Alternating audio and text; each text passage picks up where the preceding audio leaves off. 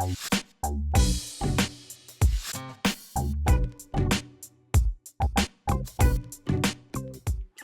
the angle between two plane mirrors changes, the number of images formed by the object will also change.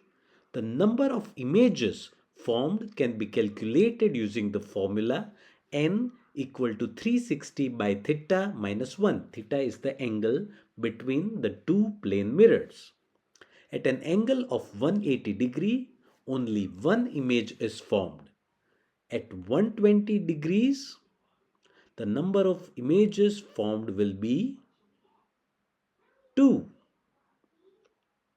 If the angle between the two mirrors is 90 degrees, then 3 images will be formed.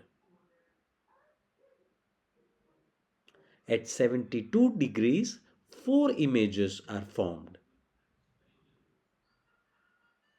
And if the angle between the two plane mirrors is 60 degrees, then 5 images are formed. As the angle between the mirrors decreases, the number of images formed increases. This demonstrates how the angle between plane mirrors affect the number of reflections observed.